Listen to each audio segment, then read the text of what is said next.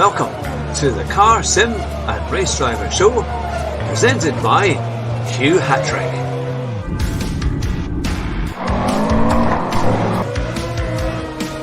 Here at Bathurst in the Forest, my very special guest, Basic Ollie, Rascal, Rabbit, Josh Martin. It's great to have you back on the show.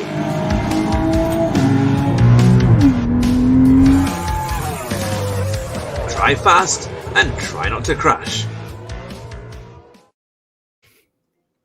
Hello and welcome to the Car Sim and Race Driver Show. And this week, now I know I always give us a very warm welcome to all my guests, but this guest, he's 8 hours behind us. He's all the way from America. It is ThePXCam20, Andrew Vasquez. Welcome to the show. Hey, how's it going? Thanks for having me. You're very welcome, very welcome. And I know we've got many of your community watching as well at the moment. So they'll be ready with their questions. So I'm sure you'll be ready to answer them as long as they're not too cheeky. But I don't think that will be a problem. It never usually is. We'll keep them sorted out. But it's fantastic to have you on the show. I came across your stream a few weeks ago, and you've got a big following, over 3,500 followers, which is great on YouTube. And it all starts with the same question. How did your sim racing kind of career, or your kind of started playing these sim racing games, how did it all start? What was the motivation behind it all? Oh, wow. So we're going to just rewind the clock back to 1999. I think I was like 3 or 4 years old, and nobody in my family actually likes racing.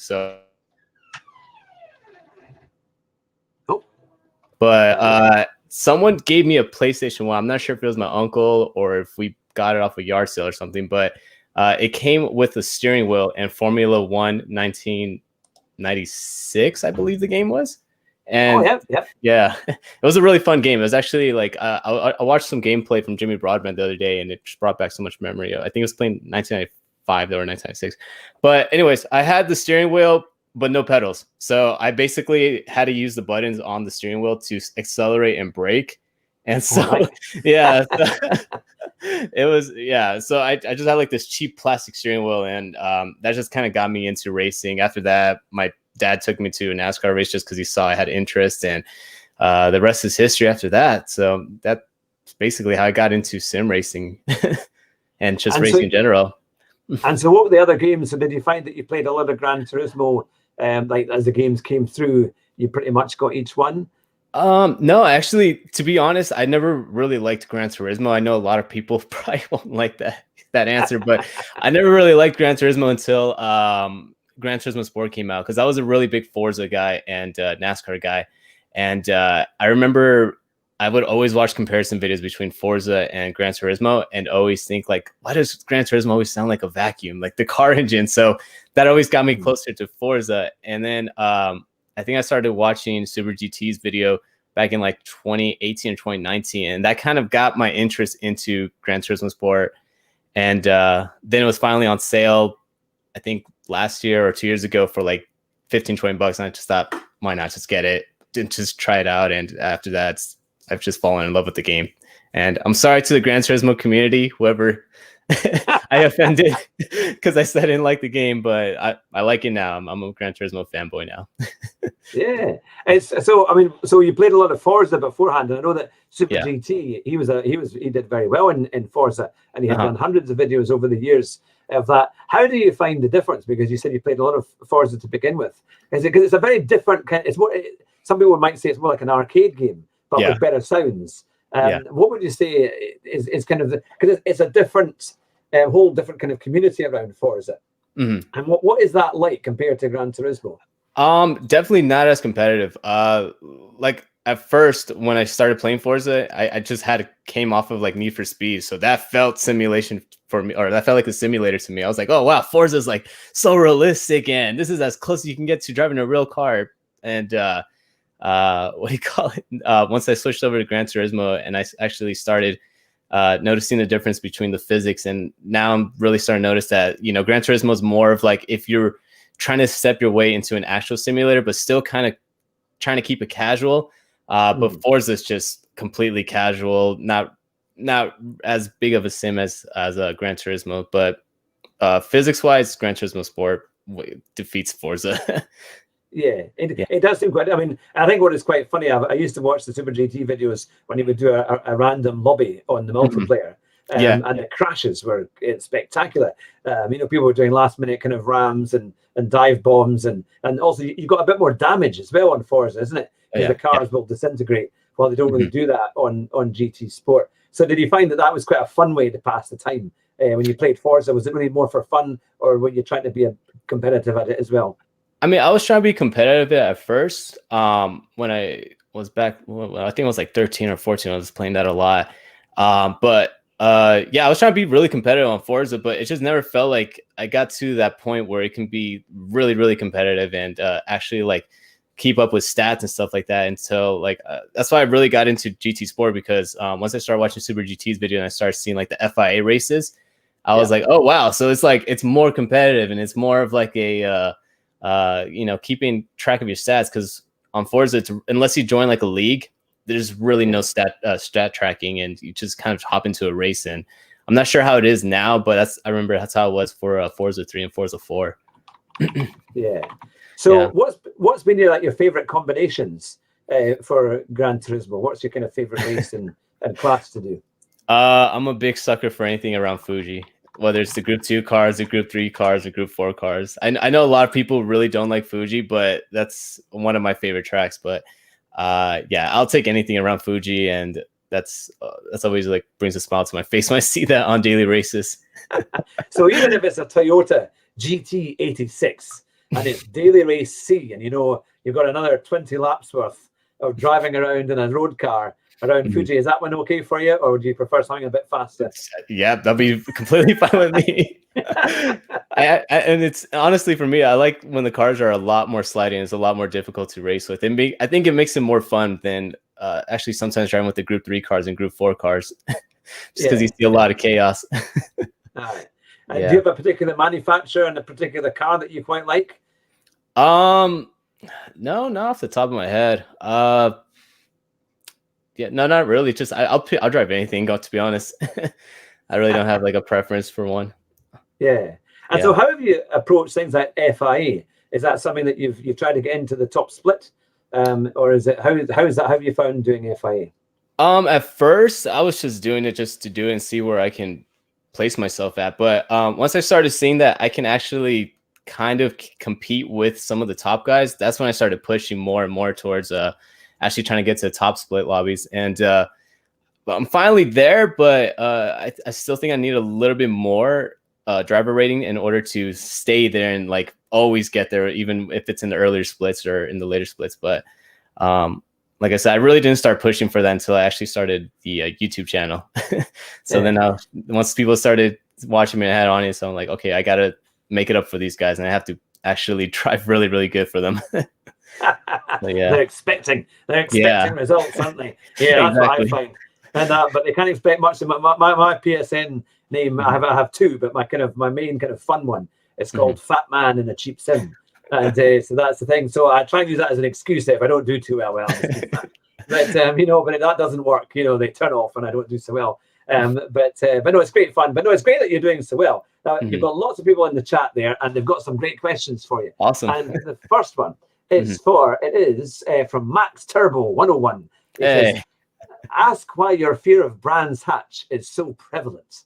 My fear of Brands Hatch. Honestly, just because Brands Hatch is such a heavy focus track. Like, whenever I race around there, I just feel like I have to just be maximum focused, because if you just accidentally slip a tire into the grass or just run just a tad bit too wide, it just automatically either spins you out, you're heading straight to the barrier. And that's kind of the reason why I don't like doing Brands Hatch, is because when I'm doing it on a stream, I know that I can't really focus on the chat, or I can't really mess around, because if I do, then it's basically race over for me and a bad result. Yeah. So that's.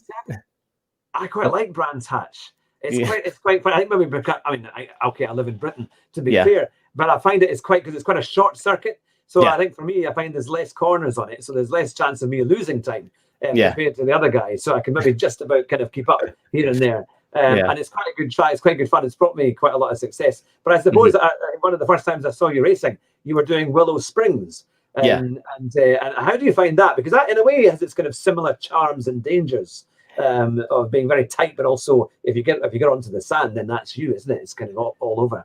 Yeah, I mean, same with Willow Springs. Like I kind of flip flop with Willow Springs. If I do really well, then I really like it. But if I clip my tire into the dirt, then I end up not liking it. But yeah, like I said, Willow Springs, I don't know, something about it just feels a little bit different from Brands Hatch.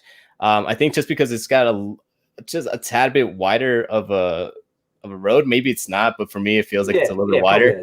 So it's a little more forgiving. But like I said, I don't have like a personal I have basically a personal vendetta against Brands Hatch, but it's not like I hate the track. I love the way it flows. I love doing time trials around it. It's just whenever it comes up on daily races and we have to actually race around it, that's when like I just go, oh man, that means I have to pay attention and really focus. If not, or it's gonna be a really bad stream or video. Yeah. I usually get that when it's Bathurst. I think, oh my goodness. Oh yeah.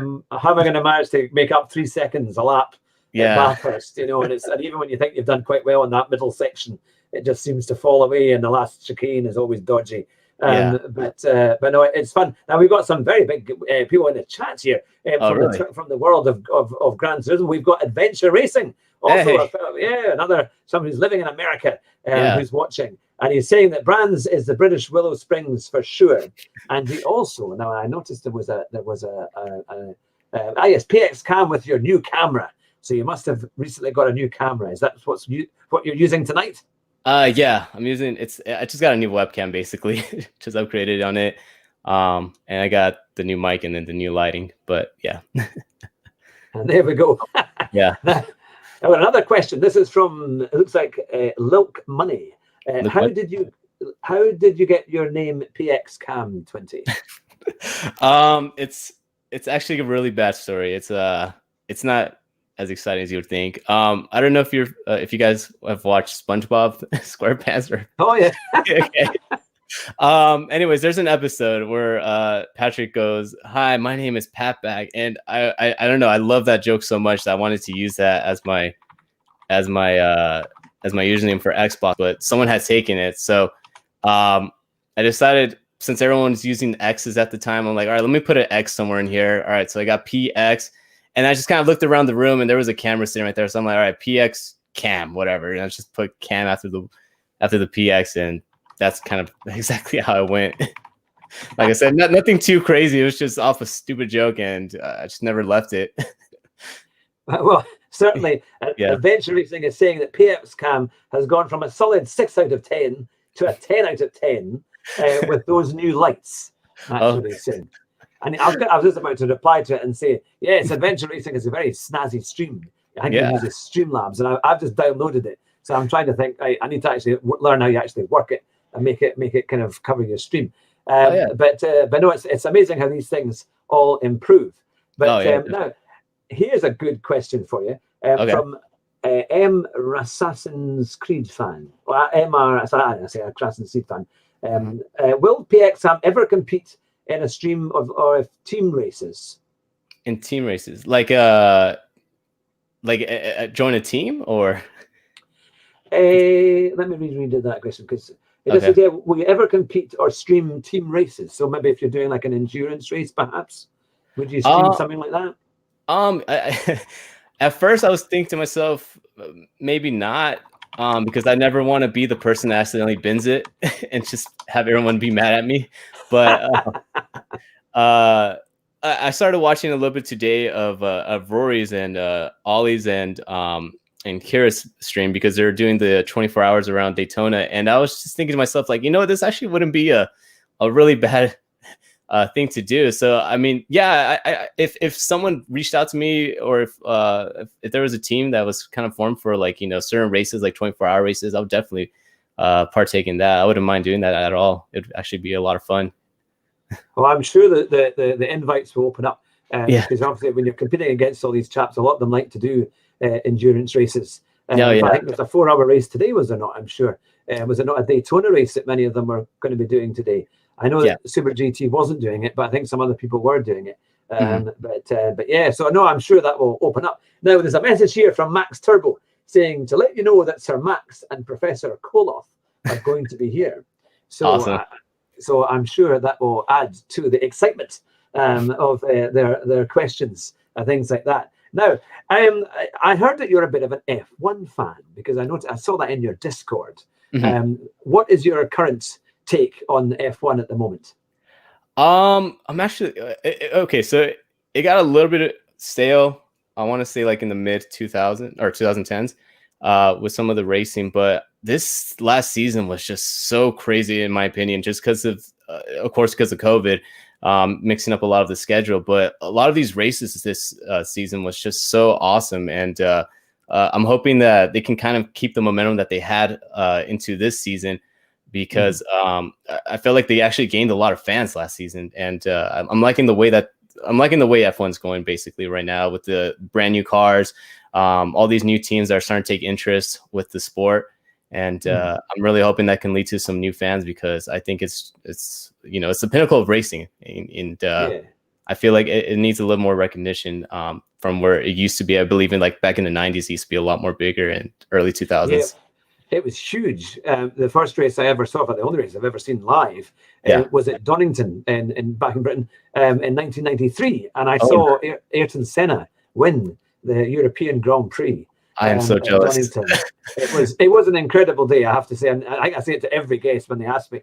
I can't help talking about it, but it was an amazing experience. But I think Grand Prix at that time was an incredible era because you had the Sennas, you had the Prosts, you had the Mansells, and then you had the Schumachers. I actually saw Schumacher go off in the gravel trap about 100 meters away from where I was. Wow! So it was quite exciting, and of course it was wet and then it was dry, and they ran out of tires. Senna came in and they didn't have a pair of tires for him, so he had to put on, I think it was an old set, and headed them off out of the pits. And also in those days there was no pit lane speed limiters, or there was no speeding in no speed limit in the pit lane. So they literally, as soon as they got out, they were flying past, at a huge rate. So it was pretty dangerous. Yeah, I used to always watch like old clips of F1 races and just see them go into the pits and just launch right off. I didn't know if it was just they fast forward the film just to get the boring part out, but I didn't realize that they were actually just going as fast as they can out of the pit. I mean, you see that now, and it would become a Twitter hashtag or something like "Stop Formula One from going so fast." I don't know, but it was crazy. It was really crazy. And then they had big explosions, when they had refueling. It was Max Verstappen's dad, Jos Verstappen, in Brazil. He had that colossal crash. So that he came into the pits and the whole thing went on fire. But no, so it was kind of crazy at that time. I think though, and I'm sure you'll probably agree, in the Abu Dhabi at the last race there, Fernando Alonso got to drive his old Renault R26, I think, wasn't it, the V10? And when Lewis Hamilton was being interviewed at the same time, they had to stop because the car went past, and that noise, and even he said that noise is incredible. Do you think the current V6 is good? I have to say it's not my favorite, but compared to the V8s that were up to 2013, and of course the V10s before it, what would you say is your favorite or your preference? I guess there's like pros and cons for it. Of course, the engine noise will never ever compare to like the V8s or the V10s. That sound is just iconic. You hear that loud whistling, like, and that's a Formula One car. But like I said, like the only positives I see with the V6 engine that they have now is that one, it saves a lot of cost because they're only using 3 a season. I believe it's 3 right now. And then also the whole refueling. Although I do want refueling, like you said earlier with Jos Verstappen, just seeing him catch on fire and the team catch on fire. I would hate to see any of my favorite drivers that are racing right now ever get into a situation like that. So, like I said, it's kind of like a pro and cons for the engine right now. But if they could just somehow integrate the engine that they have right now with that loud, high pitch, even if it's a speaker, it doesn't have the revs. I think that's the thing. Only revs to about 12,000. Well, the old engines, they were about 18, 19,000, but some of them were like 20,000. I'm sure the highest rev was like 20,000 RPM. It was incredible. And the V12s of the Ferraris in 1993 and they were just the most. I always watch them on YouTube. You know, you can put them in on YouTube, and they'll come up, and they're the most incredible sounds. Yeah, but no, I think they are something. Yeah, and like I don't know why. Like every single time I look at like onboards from back then, it looks faster. But I don't know if that's because the camera's always shaking, and now they have stable cameras. But it always feels more intense and faster back then. Yeah, I think it was because also in some of the early races they only had two. We only had a red light and a green light, and that was it. Really? You didn't have the 5 that came on. It was the red lights on and off you go.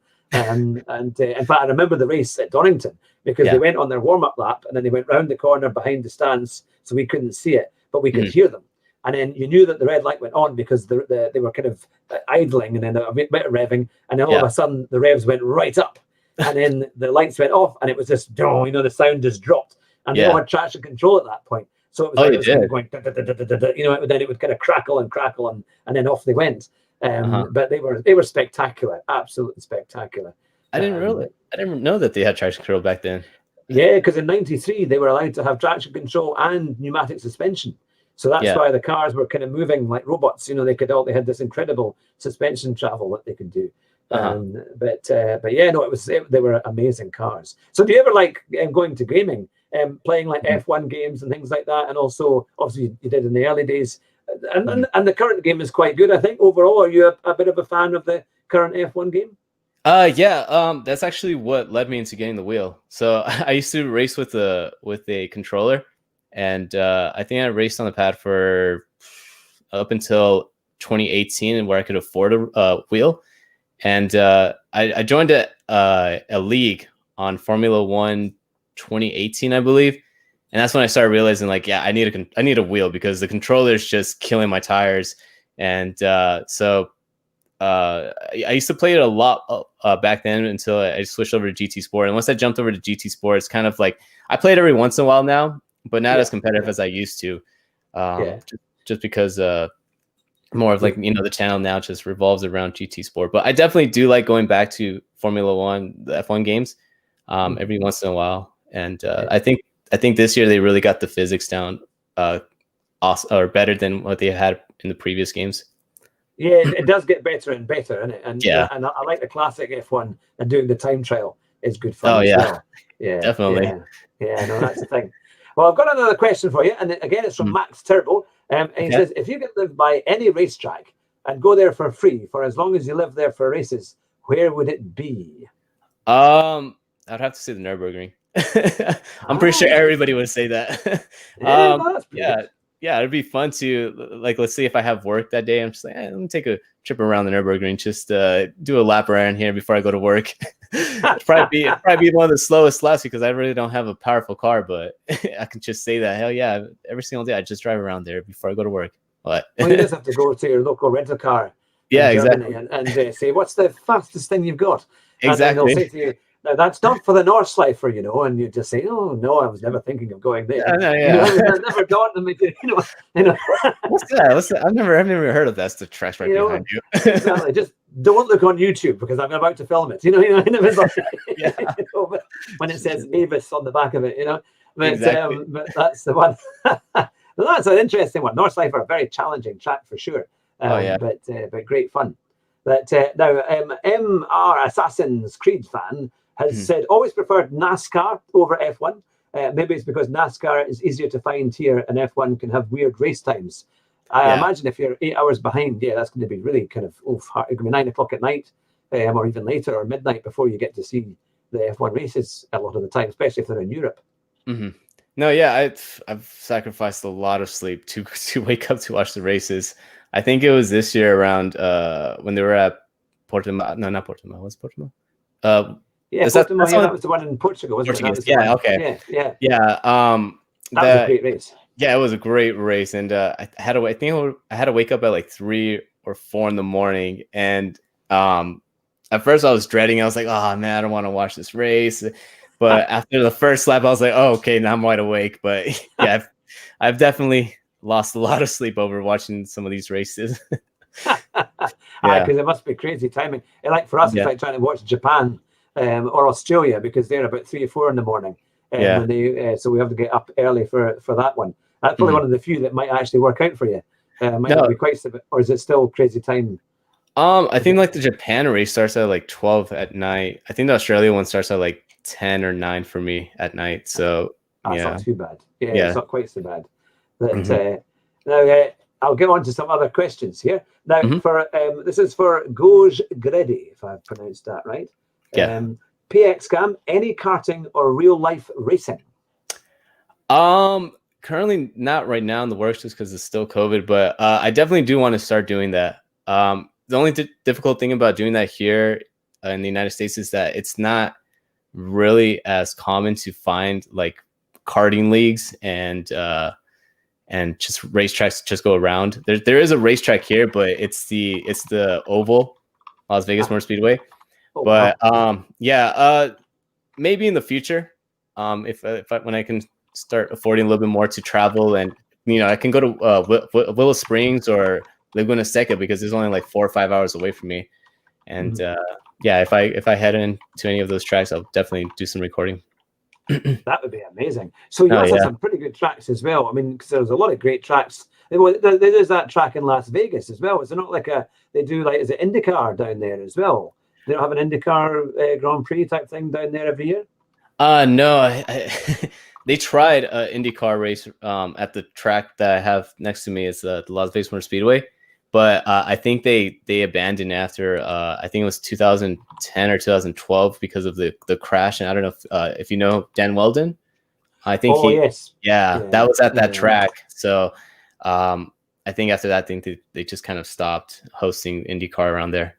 But Yeah. stock car still comes. So every single time they come out here, I try to do my best to go out and go watch the NASCAR race here. But yeah, there really isn't that many tracks around me where I can go watch like Indy cars or Formula One and stuff like that. Because Texas is about like 10 hours away. So it's a long. Yeah. No, that's the thing. That, but mind you've had some pretty famous American drivers. I'm trying to think of what. And in fact, the funny thing is that's what Super GT has his PSN, and he calls it Scott Speed for his USA account. So he comes up. Maybe Scott Speed was maybe not one of the better ones that you've had, but you've had the Franchittis, haven't you? You've had and you've had, of course, name's just gone right out of my head. But it was Andretti. Was it not Mario Andretti? Or his it was Mario Andretti, and Mario Andretti, and of course, they're huge in IndyCar. His son was massive in IndyCar and came over to Formula One as well. But so and of course NASCAR, isn't it? I mean, NASCAR is this huge sport. But I will have to say that the sim coverage when they did the sim version of IndyCar last year, it was almost as good as the real thing. I mean, they really covered it particularly well. Did you see any of that? I didn't really watch any of the IndyCar ones. I watched a lot of the Formula Ones. So like IndyCar is not as big here. There's a small minority of racing fans that watch the IndyCars, but it's mainly just NASCAR that's really the big focus here in America. So the way I like to compare it is think of NASCAR as the NFL, and then think of Formula One as soccer. All right. Yes. Good way to put it. Yeah. So, like I said, a lot of the American fans that are into racing, they're all NASCAR or nothing. There's some that dap into other racing, but majority are just NASCAR or nothing. I know that's the thing. And MR Assassin's Creed fan has said Kyle and Kurt Busch are from Las Vegas. So you're not too far away from there. I mean, it looks spectacular, I have to say. I've always wanted to go to Las Vegas because I know there's so much to do there, but I know there are the great circuits there as well and lots of fun. But I'm sure that's where is it the Hoonigan films a lot of his stuff. What's the chap who does the stuff in the Subaru? He's a kind of rally driver, and he does Keith somebody. Is it Ken Block? Yeah, Ken Block. I'm sure he's done a big video at Las Vegas somewhere. When I don't know if they closed it down for him or not, but he was doing some amazing stunts. Yeah, I just want to apologize for what was it, 1977, 1976, I think, the Crystal Palace Grand Prix. One of the worst racetracks ever for Formula One, I believe. I just want to take. I know I'm not. I'm like I wasn't born here, but since I live here, I just want to say sorry for that. I know it's been 30, 40 years, but I just want to say sorry for that terrible track. There've been some bad tracks in their time, but no, that's one of those things. But yeah, now I was going to say, as we're all sim racers here, and you're one of the fastest guys out there, I'm sure the community will be looking for your tips for getting faster lap times, whether it be on time trial and also in the races. What would be your 3 top tips for getting faster? Definitely just learning your braking points and your acceleration. That honestly, if you can get that down, that is the number one thing in my opinion that can make you become faster. The second thing is learning your lines. I see a lot of people, especially on some of the ghosts, or sometimes I just dap into other streams on Twitch just to see like how they're doing. And I see some people like ranked driver rating B or C that are taking too narrow of lines. So what I recommend is just following the ghost. Those are usually the fastest guys racing. So just following the ghost and make sure that you imitate everything that they do, whatever line they're taking, and that usually can save you a couple of seconds. And the third tip is sorry about that. Sorry, no, that's okay. That will stop. I've got my secretary there. My wife's running as we speak to answer that phone. But, and then just the third tip is just when it comes down to the actual race, just knowing when to let people go and keeping your calm and keeping your nerves down, which it can be a little bit difficult because I know some people end up getting smashed off sometimes or getting punted out of the way, but you just kind of have to keep your nerves down and just remember that the race is, it's long, can always come back. And I think those are like the 3 main tips that I've kind of like found on my own to make myself a little bit faster. Yeah, I think that's the thing. A lot of people say, isn't it? Watch the videos. If you watch the videos as well, that gives you that extra bit. And I was having a chat about this because there's something I think in a lot of us that think actually you kind of want to learn it yourself because you kind of want to know, right, if I'm getting better, I need to learn these things myself. But the video kind of gives you the not like the shortcut, but it does give you the facts you need to be able to kind of do it. And if you can work out, because sometimes it's a wee bit difficult watching the video and then trying to enact that yourself. Because you've got to think, you might miss a wee bit or a fraction, and then it puts your braking out, so your gears are wrong, and then it doesn't seem to work for you. So you're thinking, how does it work for him and not for me? So it's that it can take a little bit of getting used to, isn't it, to try and make it work. But definitely that, and as you were saying, braking points, acceleration points. I remember a person saying, if you've got a long straight, you've got to be quick onto that long straight. So if it's a slow corner before a straight, they're kind of crucial as well. Exactly. So it's good to know that's the way to do it because it's all being reinforced by all the top sim drivers. And that's the thing. And so what do you think as well for your community? Who is hot on your heels when you race in the lobbies and things? Who are your favorite people to race against? That's the thing is that like recently, the past month or two, that's when I've been able to actually get myself into top split. So I'm actually racing against people that I haven't raced ever.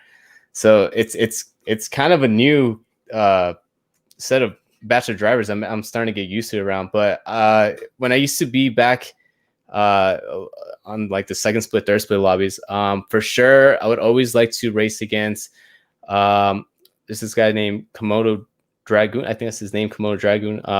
Go Greta used to also, he was actually in the chat. I always liked racing around him because he raced really clean. There's this guy named Burnout 3000. He's really fun to race around.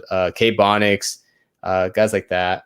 But like I said, now that like I've been able to improve my DR, now I'm starting to get matched up with like some of the fastest guys in America. Like some of these guys have gone to the world tour, so I'm trying to still figure them out and see like if they race really aggressive, how where their mistakes are at, if they just let you go by clean, or if you really have to push your way through to try to make the overtake. And so Fantastic. No, that's really good. Well, there's lots of questions all of a sudden coming up here, so I better otherwise they disappear off the screen. And I'm sitting there trying to look for them or trying to go back up to see what it is. But here's a good question from Gogs Ready. It says, who is the dirtiest driver that you've ever raced against? I actually made a video about him. It's called The Worst Driver in America. And I don't remember his name because on the video, I just call him the guy in the Lambo.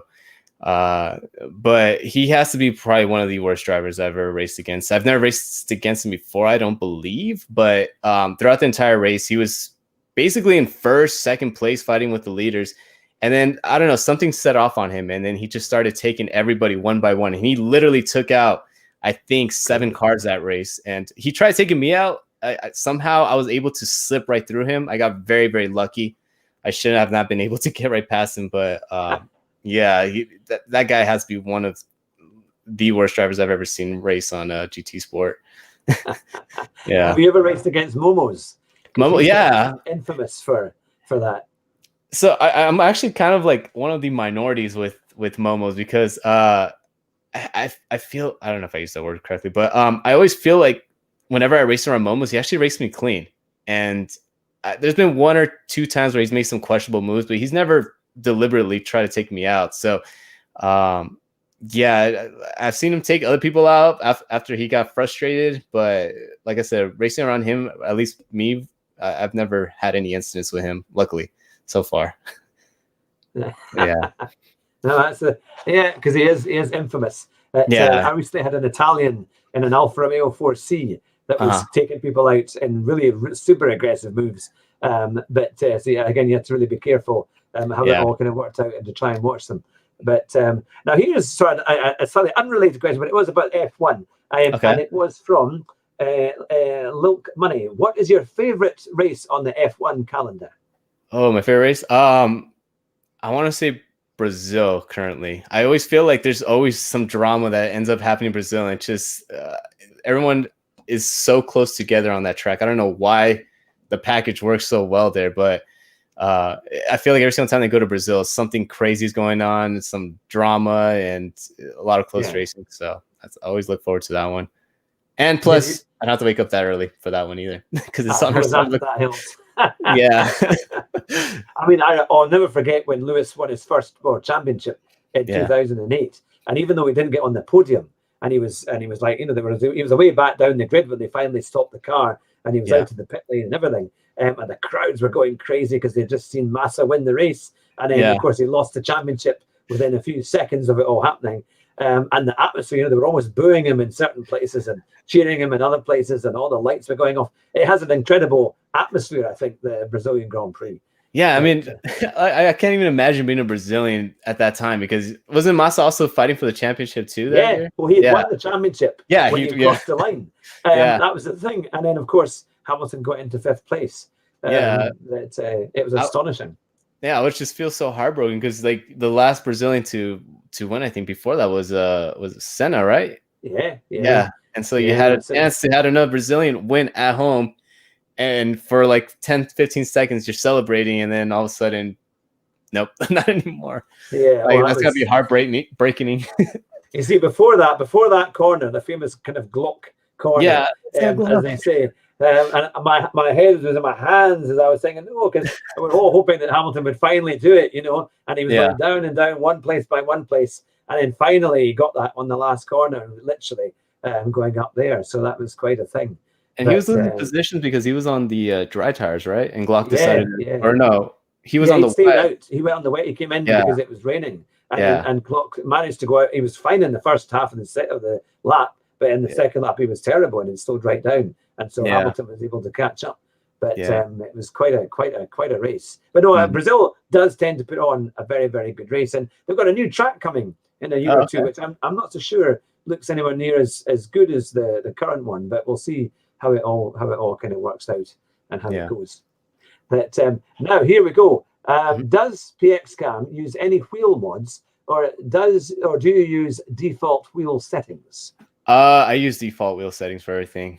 The only thing I ever mess around with on this wheel is the just the brake force just a little bit, but to be honest, I'm just super lazy, so I don't really like to mess around with all that stuff, because I'm just like, it's too much work. So I'm just like, I just deal with what I got. It maybe would make me faster if I probably did some modifications, but like I said, my laziness just stops me from going any further and tweaking around with this. So how do you find then that with Assetto Corsa? Because obviously you've got to do a lot of setups with that. Is that something you like to do, or do you just tend to go into aggressive setup and leave it at that? I honestly just go to aggressive setup. Every once in a while, if I'm doing like an important race, I'll go on like YouTube and just be like, all right, who's the fastest guy? All right, this guy has a lot of likes. Let me just copy what he did. Oh, well. Yeah. I did that on Monday night. Well, first time I was on ACC, actually it was Sunday night. And so some of my friends said, "Oh, come and help me." And then one of my friends on the PlayStation said, "Oh, I'll show you I'll let you use the Porsche 911, and I'll get you the settings." Well, about an hour later, we were still trying to do settings on the stream, and I was trying to keep people interested. And I went down to about 17, 16, 15. And eventually, my two co-hosts that were watching, so there was two at the end of it. But we did actually do quite well in the Porsche. At first, I couldn't even keep it going round a corner. It was just kind of pirouetting at every bend. Really? It was done because it was so difficult to drive. But then we got it sorted. But no, it is hard. ACC, you've got to have the setup, I think, to have a good chance of keeping up with the top guys. Oh yeah, definitely. It's for me at least. I don't know. I've never played R Factor, but I think it's like the closest you can get to actually driving a real car. And so yeah, those little tweaks and setups here and there can definitely save you a couple tenths and make the car more drivable. Yeah, no, definitely. Now here's a good question. Do you prefer to race in America or the European lobbies? Oh, that's a good question. I like. Okay, so it's like I like both. I like driving in America because, or racing in America because I'm familiar with a lot of people that race around there, and for some reason I feel like it's a lot more laid back and not as aggressive as some of the European drivers are. But I like racing in Europe because I know I'm not one of the fastest there, and it's really fun just having these close battles and kind of just challenging myself to see if I can compete with like a lot of these really, really fast top end drivers that always go to like world tours and stuff like that if I do get in a lobby with them. But most of the time they end up just flying right past me and going like 20 seconds ahead of me. So yeah. No, that's quite yeah. Now we've had an awful lot of questions here. Oh, really? And about your hair products. My hair products. Yes. I think some people are very jealous in the chat here because they want to know, what do you use? What do you use to get your hair to be as lovely as it is? I honestly never thought that was coming, did you? No, I really don't do anything, I guess. The only thing I put into it is just like there's something called matte clay and then hairspray. That's it. But to grow it, nothing, to be honest. I guess good genes. I guess I come from a hairy family. I don't know if that's a good way to put it, but yeah, that's. If there are any females in your family, I'm sure they'll be. Yeah, I'm pretty sure they're gonna be mad at me after they watch this, and yeah. Well, to swiftly move on from that topic, we have have you ever dreamed about racing after doing a long stream? That's from Max Turbo. Like real life racing, or I suppose if you're having a dream when you once you've gone to sleep after you've been doing a stream, I presume certainly. Do you ever have racing dreams? Every once in a while, yeah. Like I had a dream where I was like doing racing in real life, but that was it just comes every once in a while. Like I want to like once a year, but no, most of the time I try to forget about the racing because something either happened that made me mad or annoyed me. So I'm just like, all right, let me just step away. Let me go do something else that takes my mind off of it. The only time I try to think about the racing is when I'm sitting in this chair. That's pretty good. Yeah. Now, we've also had lots of questions here about your lovely guitars there that are in the background. So you must have a lot of musical connections and interests. How does all that work with playing guitar? How did that all come about? I actually liked I liked playing the bass guitar when I was like 10, and I got my first bass guitar when I was 11 for Christmas. And so ever since that day, I kind of just fell in love with just playing musical instruments. And like I said, every once in a while when I just want to calm down or relax, or I have free time and I don't want to worry about anything, I just pick up the guitars and just play that, sit on the bed and just learn some new songs. But yeah. That's pretty good going. Yeah, it's nice, kind of relaxing, and it helps kind of de-stress. And it helps with the finger work, so. That's it. Yeah. I've been asked. They've asked me to put my PSN accounts, which I've done. Definitely put it down. Max Turbo have said, Hugh, are either of those American accounts? We'd love to add you if you have one. I think they're probably European ones, to be fair. But I was wondering about getting an American account. Actually, I think that would be quite fun. I'm just thinking of a good name that I could put on it that would either trigger everybody to make me a kind of ramming kind of obsession, or do something that's quieter that nobody would notice. Just put NASCAR sucks and you're good. Yeah, I won't mention that. I'm sure, was it not Jeremy Clarkson on the Grand Tour? I think, did you not say NASCAR is for girls or something? Or it was like, I watched that episode when I think they went to Alabama. It was hilarious. It was brilliant. I had to put my hand in my head. I was like, no, don't do this. Don't. And then, it was brilliant. Very, very good. Very, very good. Now we've got a good question here from Lilk Money. I do apologize if I'm not pronouncing that correctly, but that's just what it looks like here on the details. What is your dream car? Ooh, my dream car. It's a Toyota Prius. Nice playing. I'm cutting the show. I'm cutting the. I think my dream car is a Ferrari 240. I think I pronounced it correctly. Yeah, the 56 version, right? I believe that's when they raced around Le Mans. Yeah. They were some machines. Yeah, like just because of the history of it. I know it's probably one of the most rarest car in the world and one of the most expensive. But if I could ever sit inside one, I've never seen it in person, so even see it in person, my life would be complete, basically. Yeah, that'd be something. So could you imagine, would that be the car? Imagine you hear from a friend that there's an old barn that has some old classic cars in it, and you can go and claim one because the owner's no longer about and says actually just needs to get rid of whatever's there. A bit of a barn sale, you could say. And if you walked along some quiet old kind of wooded line road and got to the barn and opened the doors, is that the car that would be sitting in there under an old canvas? Or would there be anything else that you would quite like to say, oh yes, that's the one I would like? No, I think that would be it, but I would only see it for like 5 seconds because I'd probably fall over from a heart attack. So I'm just watching dead.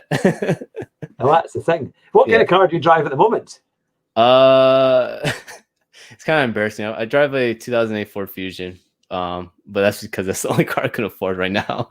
Oh, that's all right. I remember the Ford Fusion. Is that not a kind of it's a 4x4, or it's a SUV? Is it not? No. Or is a Fusion? It's a sedan. It's a front wheel sedan. Oh, well, don't worry.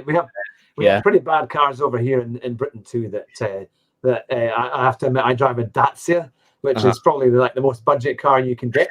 It would have been the equivalent of like one of your old kind of Nissans. Yeah. But the thing about the car that I have right now, the ABS is stuck on it, and so what happens is that I have to push the brakes a lot harder than what it almost feels like the brakes aren't there.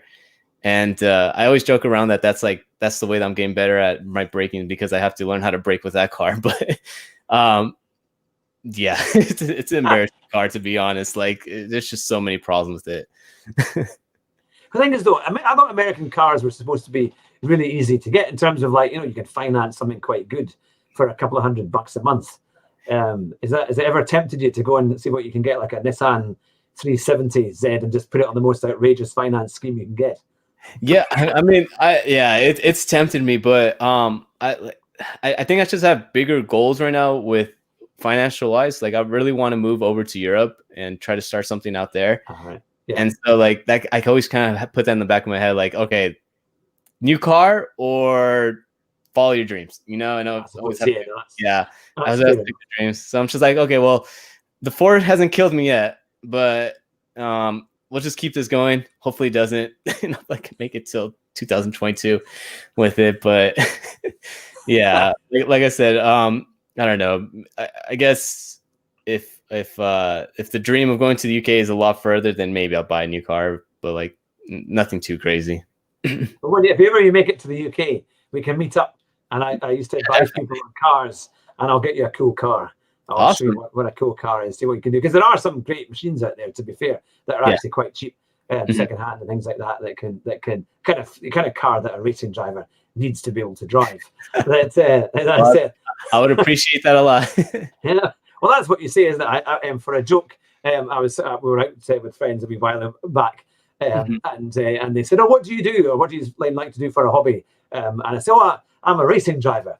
And I deliberately said I'm a racing driver, and then it was my wife that said yes on the PlayStation, and I was like, "Damn it!" It was like I was don't listen to her. No. I'm a race car driver. But no, it's quite fun. But it's funny because I do find that a lot of sim racers do like their cars. They do have a kind of love for a particular type of cars, and if they could get something, they always tell you kind of what they would like, which is good. And I think sim racing is great because not only it allows people to get back into motorsport, which maybe they couldn't do beforehand, but also if you're a car fan, it gets you to a chance to drive a car that maybe you've always thought you would like to drive. Is there anything on Gran Turismo that you've just said, right, I've seen that car available, I'd love to have a go in that, let's take it out for a spin? Is there anything out in GT Sport that you've driven like that? Mainly just the GT3 cars, because that's getting a hold of a GT3 car in real life and trying to race around in that. You just like, that's really, really difficult, or you got to shell out a lot of money. But I think the GT3 cars, but like road car wise, I like to drive a lot of like the older cars, like the 50s and 60s cars, even like the slow the slow Fiat. Like I like to get into the cockpit and just like be like, okay, this is how I used to feel driving back in the 60s and the 70s. Okay, this is pretty cool. And we used to do races at the Nordschleife in the Fiat 500. In fact, in the early Gran Turismo games, you could have what was that, a tuk-tuk type thing. The ones they have in the Indian taxis. They kind of an equivalent of that. A kind of modern version that went about 15 miles an hour or something, and that was thankfully they put the bop on it so it could make it go a bit faster. But I think it did about 40 miles an hour. It took you about an hour to get around the Nordschleife, and it couldn't make some of the hills. You were really struggling. I think I remember seeing a video where they put it, like, I think it was a 1920s car, or like it looked like literally looked like a wagon. It was on, I think, GT5. And I came across it and it said like the longest lap around the Nordschleife, and I think it was like 4 hours. And I was just like, all right, let me check this out. And then whenever you try to go up the hill, he would have to go like this, because we just go up the hill and come right back down. I just couldn't do it. I did like the Gran Turismo they did a few years ago when it was around the Top Gear track.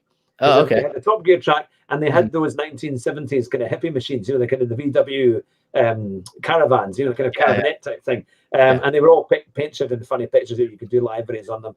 And you had to do it in order to get the career. You had to go around the racetrack, and if you hit anybody in any major way, that was it. You were banned. You had to try again. You started last, and you had to get to first. And it was really tricky because they were the same speed, and they were quite slow. So Polyphony was basically trolling all the GT Sport fans even back then, huh? Yeah. Oh, yeah. But they were great fun. And then you had a Lotus Elise, and I always thought a Lotus Elise would be a great car, really sharp handling. But when you went around the Top Gear track, it was like a boat. I mean, it was just like, you braked and it was wallowing around and it was all over the place. And it was quite a difficult car to kind of master or certainly, win the race in. Has there been a car in GT Sport that you thought would be really, really good, and you found out that it's actually terrible? I guess the Bugatti, which I already knew it was going to drive like a boat, and I knew it was going to be heavy. But once I got into it and I tried going around, I think it was just the Nordschleife, or I think I tried around Fuji. I realized how bad the braking was and how heavy it was. And if what you said was a boat, the Bugatti is a yacht, or it's a cruise ship, because that thing just does not turn. It just goes straight. And I knew it was bad, but I wasn't expecting it to be that bad. Yeah. Now we've got. I'll come back to the cars in a wee bit and our kind of motoring stories in a few seconds. But we've got a very good question here, and from your community, it is from Max Turbo. What are your goals for the year, and whether it be for GT Sport and also YouTube goals?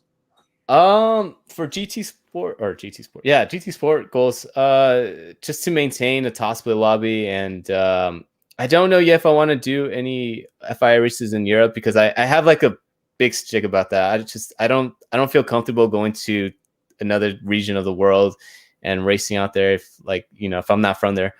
But maybe in the future I'll do some FIA races over there. But basically here in America, just maintain top split lobby status and try to go for wins there. And then YouTube wise, just growing the channel as much as I can, just growing the community as much as I can. I guess I have to put like a number figure or something like hitting 10,000 would be a great goal to achieve this year. Yeah, because I like I said, when I first started, I wasn't expecting to have this many subscribers. Like I always tell my community that like I'm just so appreciative of everybody that has subscribed and that watches the videos, because like I said, I never dreamed I would have this many subscribers this soon, because it hasn't even been a year yet. And yeah, that's fantastic. It's going to 3,500 over that. I redid my channel in August and started interviewing more sim racers. I had done quite a few before that, but I thought I'll solely do sim racers, and then I'll broadcast my gaming as well, really just for some fun, because it's a laugh doing Gran Turismo and some of the other games, and we don't take it too seriously. I'm not expecting to get up into the top rung, but I'm hoping to try and get to A+. That's my goal, is to get into A+. And I've just hit A on one of my PSN, so that's not congratulations.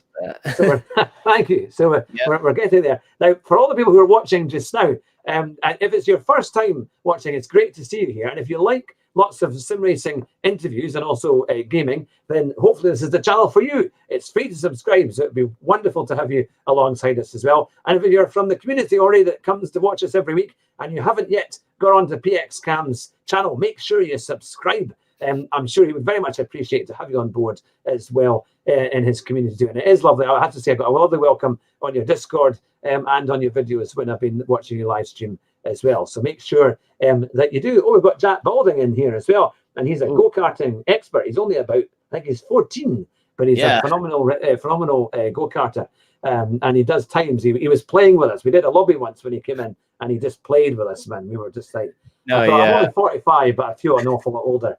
You know, I feel I was driving Miss Daisy rather than actually driving a GT3 car around Dragon Trail when the way that he was driving. But now you've got a very interesting career. We've been told. One of your jobs was how you look worried now. Don't worry, we've not done any background checks. Yeah. I was like, wait. you know, Vegas, interesting job. You can get a couple ideas off of that. Yeah, that could be a wide range of. No, it's not. We've not done anything like that. But in the pre-show build-up, you were saying that you had worked in an exotic rent-a-car business, and that sounds like the ultimate job of any kind of racing driver. What was it like? It was a lot of fun, to be honest, because there'd be times where we could drive the cars and just take them out to different parts of the city. I don't know if I can say this legally, but I mean, I'm gonna try to say this as legally as possible. Sometimes we would go, there's a place called Lake Mead, and they have a lot of windy roads and long straights and uninterrupted traffic. So there's literally nobody out there. And so what we would do is we would take 3 or 4 cars, and we would, this was one of like our packages, but it'd be like a tour. So we would get like 3 or 4 cars with us, and then we would flip flop with the customers. But we would go fast, 65 miles per hour fast. Hint, hint. But those are 3 seconds. Yeah. Well, put the 65 times 2, so that's how fast it's going. But, looking back, it's probably really dangerous that we did that. But but we would be able to just have so much fun with those cars, and I miss that job. Financial wise, the company didn't do too well because there was a competitor. They're actually a really big YouTube company that's called Royalty Exotics. Oh, and they I believe the main guy has like a big YouTube channel, so he just basically swept through our business, and so it went downhill. But I had a lot of fun. Used to have a lot of fun with those cars. The only thing though is that it kind of did because like I said, when you go in there for the first time, it's your first, it's my first day. I'm like, oh, all these cars, woo, yeah, like Ferraris, Lamborghinis, Bentleys, all this. I was like a kid in a candy shop. But once I got in some of these cars, I started realizing like, oh man, these cars are really, really bad to drive in. Like they're so bumpy. I would not want to drive those on a daily basis. Like my favorite car that ended up coming out of there was a Mercedes 550. Because good ride quality. It had good ride quality, good engine, good handling, all that boring stuff. But it was just like I was just like, oh man, that should become boring after this job or something, or what? Yeah. The other thing is, I mean, you must have had some real crazy folk turn up, because I mean, Oh I yeah. always say I worked in. I actually had my own hire car business for a while back in the 2000s, but it was just for basic cars and vans and things. But you had to be quite careful who you hired to, because there's always fraudsters and always people trying to pull a fast one. And if you've got Ferraris and things like that, did you ever have to? Did you actually serve customers, or how did you kind of check them to make sure that they were who they say they were? And how did you know you could trust them? Basically, if you can pay, you can get it. That's the way the company ran. Like I said, that wasn't my policy. If it was me, I would do a lot more extensive background research on them. But yeah, the company it was a little shady, but they're just like, yeah, if they can afford it on a debit or credit, and that says their name, give it to them. And they have insurance, give it to them, or sell them insurance. Like, oh, okay. But I suppose, because we were always taught, if you kind of got the feel that they would bring the car back, then they're probably okay. And it's funny that, isn't it? Because it is a kind of you're kind of going on your feelings and your kind of your hunches as to whether or not somebody's dodgy or not. Did you ever see or witness people who did take a car away but didn't bring it back because it was somewhere in the ditch or upside down, or the things tend to work out okay? Okay, there was 2 incidents. The first incident was someone actually wrecked a 458. I think on their second hour of the rental. Oh. So they had a rental they had the rental for that night, and lucky me, I was the one that rented it out to them. So I had to make sure that everything, when you rent out those cars, you have to make sure all your T's are crossed, all your I's are dotted. And luckily everything was, but yeah, like 2 hours into, I had just gotten home, and then I got a text message from the guy, and he's like, yeah, you're here at Red Rock and the car's in a ditch. I'm like, what do you mean? And he sent me pictures, and it was just so devastating seeing that car like that. It was just, the front end was damaged, the back end was damaged. Luckily, no one got hurt. But yeah, he actually had to pay about a $10,000 deductible for that. Well, that's the thing, isn't it? Because once it's done, any part's going to cost hundreds of pounds and more to fix. Oh yeah, definitely. So that's the thing. But I do have a couple of good rental car stories. I think everybody's had a good rental car story, haven't they? That they never tell. But we had back in 2008. I went to America for the first time, to Florida, and we got this big Chrysler. No, it was a Wrangler. That's right, it was a Jeep. It wasn't the Wrangler. It was the big one. It was it was almost like the Wrangler, but it was bigger than that and a wee bit squarer. I'm trying to remember the name of that. It was like a Commander. Was it a Commander? A Jeep Commander? I don't know. It was a big Jeep thing, and because we thought it'd be quite fun to drive at the airport, and as 2 Brits, my mate and me were driving around Florida, and we went to one of the main parks. I think it was Ocala National Park. I think it was, and we were all, we're used to British roads and speed limits on the motorway of about 70 miles an hour. And then we saw, it was 55 everywhere, and we're kind of showing off, thinking we can go much faster back in the UK. Why do we have to go so slow and all that rest of it? And then we came on when we got to the park. It was all these gravel and kind of grey, kind of dust tracks that was there. So, and there was a really slow, like 30 miles an hour speed limit on it. And I thought, goodness me, that seems really, really slow. And I was driving at the time, and I said, Jonathan, who was my friend there, he said, we surely don't need to go that slow. I mean, I can't see why they would have that kind of bureaucracy in speed limits. So we ignored it, and we heard along in about 65, 70 on this back road in this park. And it was great fun. We thought, this is fantastic. This is much more like it. And then I looked in the mirrors, and I realized that the amount of dust I was kicking up was going above the trees. It was like a kind of Ken Block spectacular. The whole thing was getting along. And I said to Jonathan, we better stop until the dust clears, otherwise, they'll know it straight away it was us. So we pulled into this little tourist stop where people were having barbecues and so on and the rest of it. And we came in, and we just got out the car, and eventually the dust cloud started to clear. And then we heard this sound. What on earth is that sound?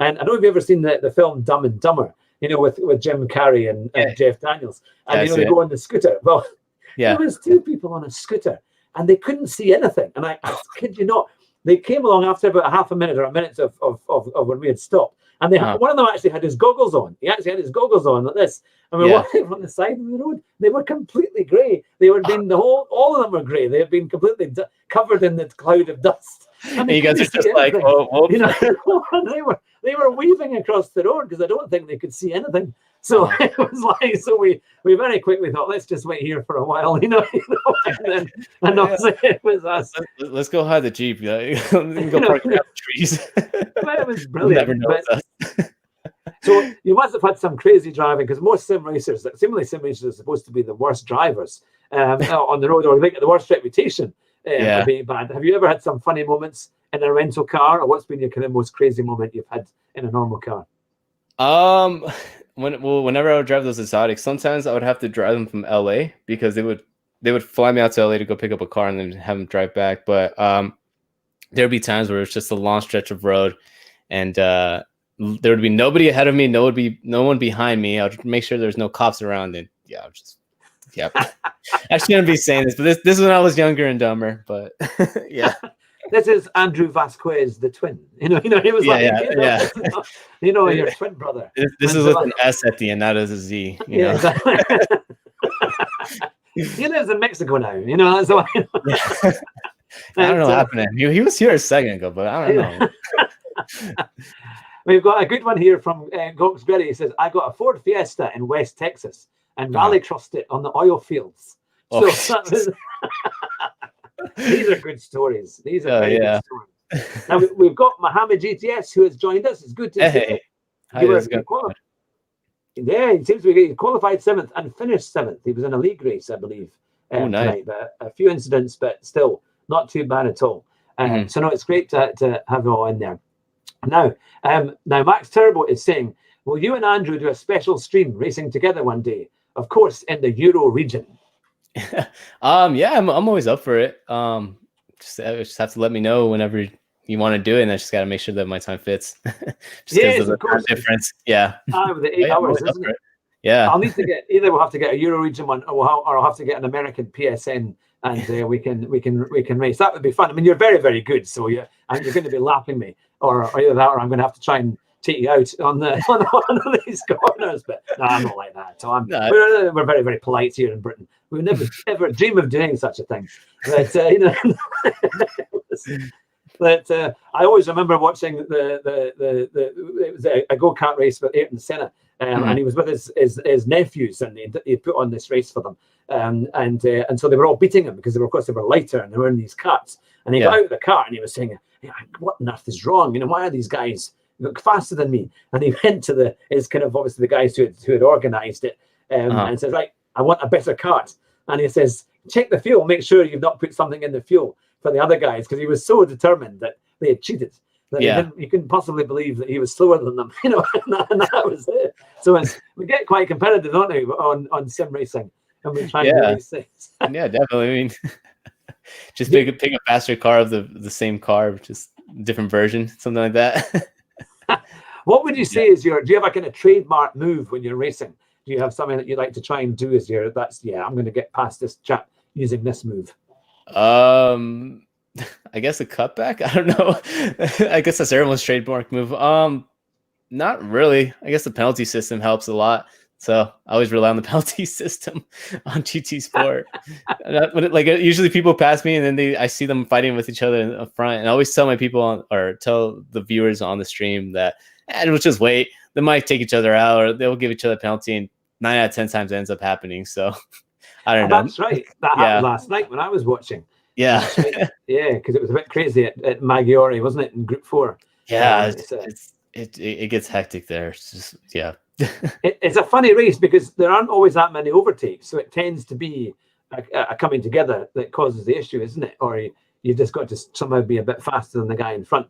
To have basically. Any chance. Yeah, I mean, there's only like maybe 2 good overtaking zones on that track. It's like one through the bank corner and into turn number 1. You can sometimes make some good moves right there. But I was playing a little bit this morning, and I was in the European region, and some of the moves I saw was just basically just, all right, I'm just gonna brake as late as I can, bump the guy out of the way, and I'll go get my spot. Yeah, it was kind of bad. The Italians, or the French, or the Yeah, honestly, it was everybody. It was, yeah. I don't know what's going on today, but something was going on, and I was just like, oh well, I guess this was one of those days. It is fun, isn't it? It's the fun of doing it. Now, Mohammed GTS has said, my question for PXCam20: have you had any car accidents at all? Yeah, I've been in a couple. Nothing too severe, just a lot of fender benders. So basically just me not paying attention, accidentally ram into the back of someone. It happened to me when I was 17, and it happened to me when I was 19, but since then I haven't had any. I learned my lesson after the second time. Yeah, nothing too crazy after that, thank God. So I've had a few crazy moments when I was younger, and the funniest one was it was always a joke. It was before I needed to get glasses to drive, because when I first got my license, I didn't need glasses. My eyesight was fine, although I think it probably wasn't as good as it could have been. But I did enough not to have to pass the test. But my eyesight must have gotten slightly worse, and so my long vision wasn't fantastic. So I could see the things close up was fine.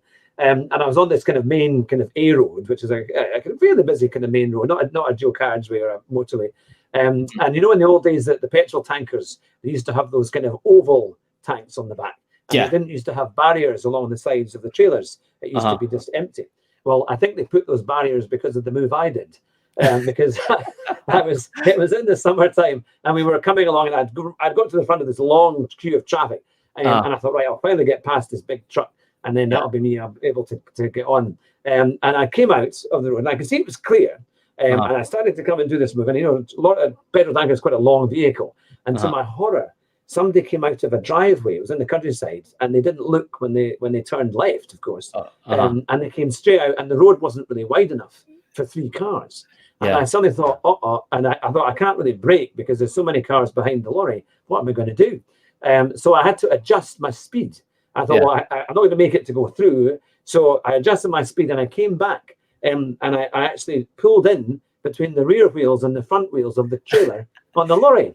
So you pulled a Fast and Furious, basically. Yeah, well before it was a stunt in a movie, This was back in like 1993, in an old Ford Fiesta 1.1. So I had like 50 horsepower. So that was the thing.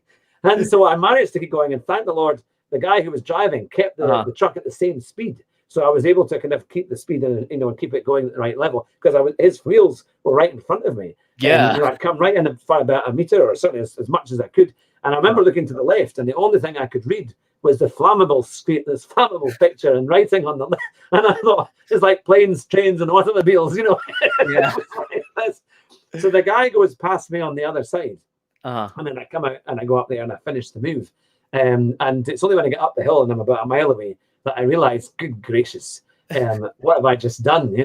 And I'm pretty sure they hear the moment. It's just like, oh gosh, just keep it still, just keep it still. That was it. So it was quite something. But I wish in those days you never get people taking it on video. But nowadays, when you've got dash cams, that would have been an amazing thing to see. But that was my main. I wish they would have had one for like the dash, so they could see what's going on in front, but also seeing a reaction at the same time. Because I'm pretty sure you had a face. Yeah. You have to change pants after that, or no? Sorry. Yeah, exactly. I was. About a month after that, I became a Christian. So that was it. There was an awful lot of repenting to do. But it was quite a move. And there've been a few others that have been as fun as that. Really? That was the craziest one. But now here's the thing from Max Turbo. What's the funniest thing that has ever happened to you? Something unlucky that turned out rather funny.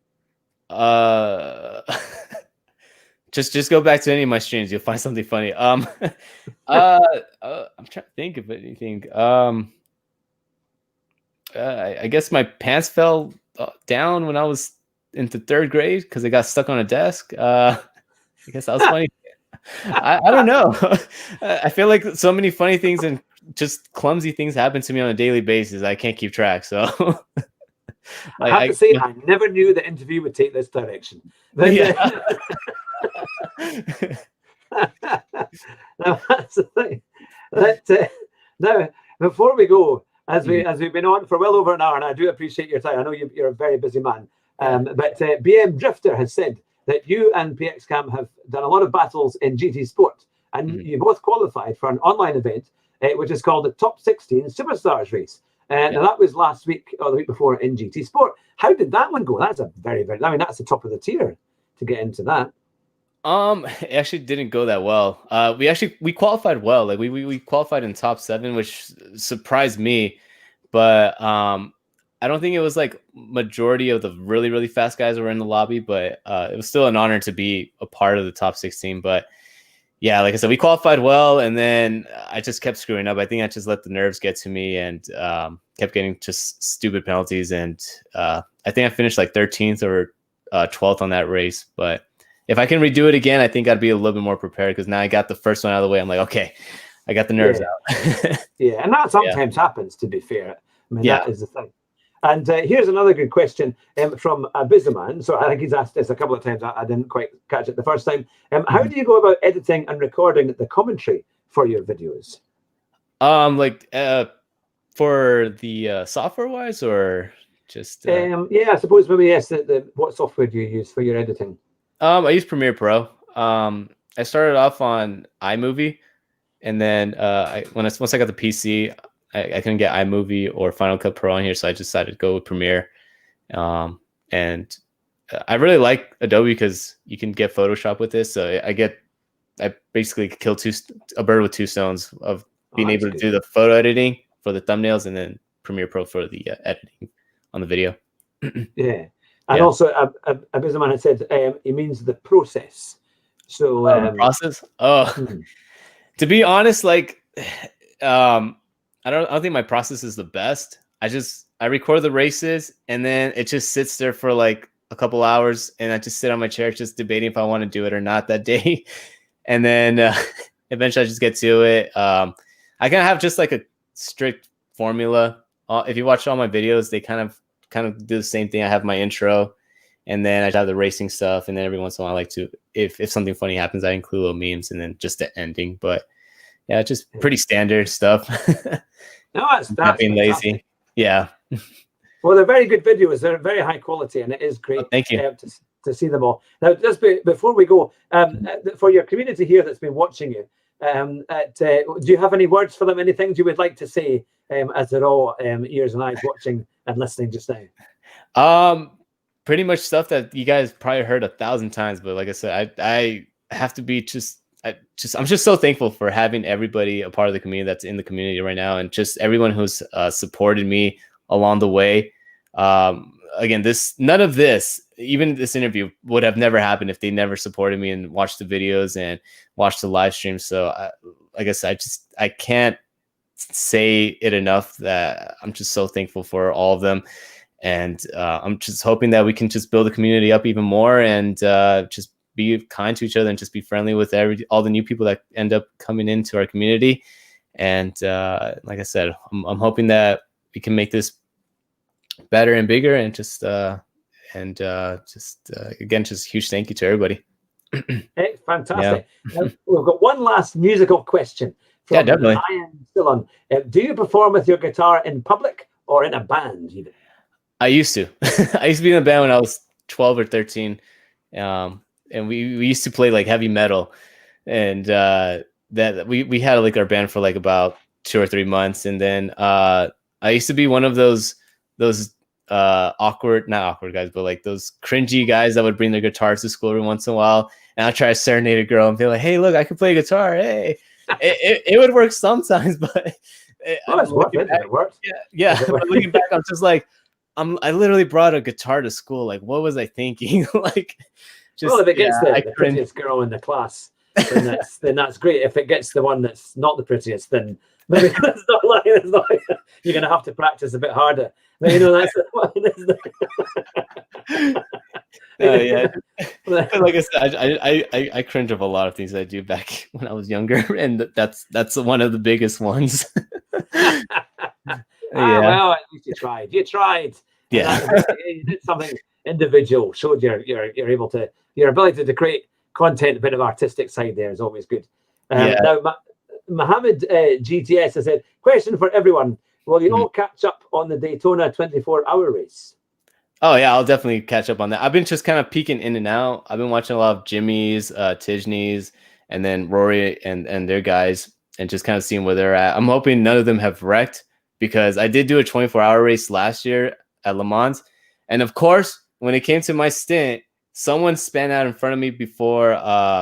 What's the straight called? I can't believe I forgot the name of the straight. What's the straight at Le Mans? No, that's the Bathurst one. Is the Conrad Straight, isn't it? Yeah.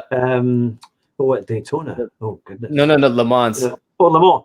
Oh, the Mulsanne Straight. Mulsanne Straight. So right before Mulsanne Straight, someone had spun out, and instead of braking, I was like, okay, there's a little gap, I can get through it, and that gap closed, and there was a car right there, and I ended up destroying our race. I think we were like 12 hours into it, but I'm really hoping nothing like that happens to none of these guys, because I'm hoping that these guys can make it to the end, and I can enjoy kind of just popping in and out and just watching them as the day progresses. Definitely. And it looks like we've got some live updates, because Goes Greddy has said Ollie is in P12. Oh, he is? Awesome. So no, that's been the thing. But no, it's good when they all come together and do a big endurance race. I think it's always quite fun. One of my long-term goals is to get a sim racing centre, and to have all the big guys coming along, and obviously you're one of the big chaps as well. So when you come to the UK, we would do it so that we ideally want to get as much of the community as we can from all over the world. You'd all be welcome to come, and we would have the top racing drivers doing their splits and racing. We'd have maybe 8 sim rigs in one place, one go, and get them all on, and then we would broadcast it, but also have a live audience watching it as well, and maybe put it on a big screen and try and do the whole thing. Or try and do this at Goodwood at the Festival of Speed, which is a huge event. I'm sure you've probably heard of it. If we all met at the Goodwood Festival of Speed and put on a big event there, I think that would be fantastic. Because a lot of people would try and get there, and it's quite straightforward for people to do. So that would be something we hope to do in the future. It'd be really cool just being able to race against like all the big guys and just trying to see if we can outpace each other. I think it would be really interesting too if we could do karting as well. I would love to do some karting against everybody who does YouTube on GT Sport, just to see, okay, take us out of the sim. Who's actually fastest? Well, I was joking with my co-host that if we did it on the sim rigs, I could say, right, I'll do a Bernie Eccleston. I'm open to a few bribes here and there. I can make a few of the sim rigs slightly worse, the pedal adjustment. I'll be in there with a screwdriver at night time, we'll just loosen this one up a little bit. See who's got the worst car, you can imagine it now when they're saying, oh, I'm never usually as slow as this. Why is my brake lag? That actually happened to me. Like, I used to own a G29. It's actually right here, and the throttle just would be stuck on majority of the corners. So that's kind of the reason why I had to get the Fantech. Yeah. So I'm used to it. So if you try doing it to me, I'd be like, oh, I'm used to this. I can deal with this. All right, I'm gonna have to do it harder then. I'm gonna have to make up something. You don't want to make it obvious. And I'll be like, oh, wait, why is it only going halfway? We're always up to something. Yes, I'm sure we can do it. It'd be like, what's that one? The kind of National Lampoon's Racing Driver Revenge or something instead of a Christmas Vacation, Just come up with the throttle. Like, wait a minute, it's not supposed to be. A bit of a DIY job to get it all work. But no, that'd be fantastic. There was a comment about when there's going to be a pedal burning event. I don't know. I still don't know what to do with this, because I have my old setup. Well, not my old setup, but my old pedals right here. And there's some people that want it, and someone or a couple people on the stream, they said that they want me to sign it and ship it out to them. But I'm like, you're not gonna want this pedal. Like, this is like a broken pedal. You guys are gonna be more frustrated with it. You guys are gonna actually end up hating me because you guys are using this like screwed up pedal. Not only that, I'm probably lessening the value because you just have like this signature on there. So if you try to sell it, someone's gonna be like, "Why is there writing on it?" So, and then some people just want me to burn it. But I don't know. I'll figure out eventually what I do with it. Someone's saying you should do a draw and give it away. But I would imagine I would charge people who do enter to at least pay for the packaging, pay for the postage. The fact that the community just supports me so much, and I would not charge anybody to ship it out. I'd pay out of pocket, but I'd send them a good pedal. Like if we can find a fundraiser to like raise enough money to maybe buy a brand new Logitech set, I'd be all for sending it out. But I don't want to send them this one. Trust me, you don't want to use this one. Do you think they might send it back? Yeah, with an angry no and no subscription and unsubscribe. Yeah, like, yeah, don't watch this guy. This guy sucks. And yeah. There was one last week question. Did you ever wear racing gloves and shoes for sim racing? I've tried wearing the shoes. And honestly, I prefer the socks. I have gloves. I found some random gloves in my closet, but they're not racing gloves. They're just like some random gloves, and I've been using that for like NASCAR, but they're like super ghetto. So maybe in the future, if I upgrade the wheel and I get like I heard if you use Alcantara on the steering wheel, then it's better to use the gloves so you don't wear out the Alcantara. So maybe maybe in Europe quite a lot of them do that. I know like Tidgeny and others, they quite often they put on the gloves for that kind of thing. Yeah, Jimmy calls it his virginity gloves. He's like, I gotta put on my virginity gloves on. Anyway, it's funny. We're hoping to get Jimmy on the show. Yeah, that'd be awesome. You guys can. And we did get him to agree to it on a live stream, and his secretary came back saying that they would try, but he is very, very busy. So not to keep our hopes up too much. But hopefully, we've got Super GT on the show this Thursday coming on the 28th. So yeah, that would be a good one. So if you've got any questions for him, let me know in advance, because he's not going to do questions and answers because he does that quite a lot. So he wants to have a conversation, but I'll bring in questions into the conversation. So if you have anything for him, then I'll do my best to answer it for you a bit. Well, yeah, I mean, like, to be honest, like Super GT has actually been really, really helpful with my channel. He's I've been privileged enough to just be able to like kind of just build like a little bond with him and build like a little friendship with him. But he's ever since like when I first started the channel, I asked him a question, just something small, like, do you stream here? Do you stream here? And he just came back very friendly and gave me really good tips. So like, honestly, a lot of my success has to go towards him, because he's really helped me out with just giving me good tips on how to maintain this channel and how to grow it and everything like that. So he's a great guy. Really he's a really great guy. He's a really good guy. I've got about 3 interviews with him now. But we nearly killed him on the last one. Oh, really? We gave him people thought it was the holovirus. It must have gone through the internet. This poor thing, he lasted about 20 minutes, and then he started to feel he had a terrible headache. So we had to cut it all short. Poor thing. But he was fine the next day, thankfully. He was all good and back to normal. But he's coming back for the show on Thursday night, so that will be good. It'll be at the same time, 9 o'clock UK time on Thursday. I thought he took his brake pedal out or something like that. I was like, well, what did you do to him? No, that was quite a thing. No, we were very careful. I would never stoop to those levels. Not yet, anyway. Not unless there were some dollar signs and things like that involved. Oh. I'm definitely checking my brake pedals when I get it. Yeah, I would double check everything if I were you. No, I'm sure it will be a fair race, no problem at all. But they're saying they'll raise the money for you if you do an endurance race. They'll get it sorted, and then you can raise money to get you a pair of gloves, or to do something similar. They said the fact they were saying let's get a 2-hour enduro race, and then the donations will flow in. So which is great. Yeah. And BM Drifter is saying I wear racing gloves and shoes. I wear Alpine Stars go-kart racing gloves and Ferrari Prima racing shoes for sim racing. My goodness me. Yeah, no, that is pretty good. I remember I used to have a pair of racing boots, of go-karting boots, but I suppose you can use them for racing. I got them years and years ago, and because I did a couple of arrive and drive race car days. But I used to take them, and I once took them on a test drive day, it was when I used to deal in fleets for cars. And so we went to all these different manufacturers were there, and I was wearing my long trousers, but I had my racing boots on underneath. And it was like, honestly, I thought I should never have done that. It looked so obvious. Like you were just, I mean, you know, I'm a serious buyer, honestly. And they saw your, the thing is, they were red racing boots. And so they could not notice them, you know. And they were, and for a joke, the guy at the last, we were at the Vauxhall stand, that would have been GM with you guys. And he said, there's somebody said, you just want the fastest car here, and I'll just give it to you. You know, so it's like, you can have the V8. It was the Chevrolet, what was it? Or thinking Montaro, or whatever it was that they had.